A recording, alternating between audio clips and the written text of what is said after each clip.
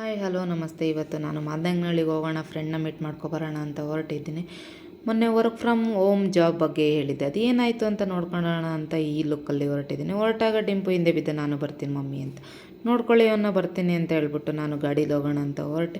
ಗಾಡಿ ಯಾಕೋ ಸ್ಟಾರ್ಟ್ ಆಗಲಿಲ್ಲ. ಸರಿಪ ಮಧ್ಯದಲ್ಲೆಲ್ಲಾದರೂ ಕೈ ಕೊಟ್ಟಿತ್ತು ತಡಿ ಅಂದ್ಬಿಟ್ಟು ಬಸ್ಸಲ್ಲಿ ಹೋಗೋಣ ಅಂತ ಪ್ಲಾನ್ ಮಾಡ್ಕೊಂಡು ನಮ್ಮೂರು ಬಸ್ ಸ್ಟ್ಯಾಂಡಲ್ಲಿ ಪಾರ್ಕಿಂಗ್ ಮಾಡಿ ಅದನ್ನು ನಮ್ಮ ಬಾಸ್ಗೆ ಹಾಗೆ ಬರ್ತಾ ಒಂದು ಕೈ ಮುಕ್ಕೊಂಡು ಒಳ್ಳೇದಾಗಲಿ ಅಂತ ಕೇಳಿಕೊಂಡು ಬಸ್ ಸ್ಟ್ಯಾಂಡಿಗೆ ಬಂದೆ. ಎಷ್ಟೊತ್ತಾದ್ರೂ ಬಸ್ ಬರಲಿಲ್ಲ. ಆಮೇಲೆ ಬಸ್ ಬಂತು.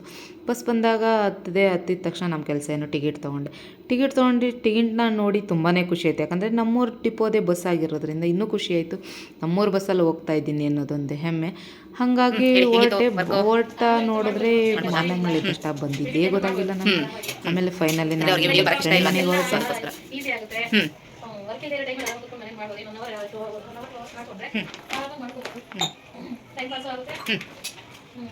ಅಲ್ಲಿಂದ ವರ್ಕ್ ಮುಗಿಸ್ಕೊಂಡು ಹೊರಟೆ. ಬಸ್ ಸ್ಟಾಪಿಗೆ ಬಂದಾಗ ಬಸ್ಸು ತುಂಬಾ ರಶ್ ಇತ್ತು.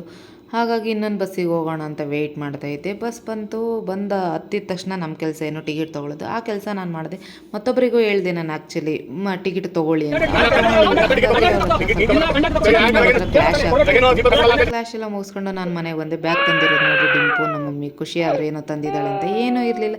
ಹಾಗಾಗಿ ಬೈಸ್ಕೊಂಡು ಅದಕ್ಕೆ ಹೇಳೋದು, ಮಕ್ಕಳಿರೋ ಮನೆಗೆ ಏನಾದ್ರು ತರಬೇಕು ಅಂತ ಹೇಳೋದು. ಇಷ್ಟು ಇವತ್ತಿನ ವಿಡಿಯೋ ಆಗಿತ್ತು. Thank you so much.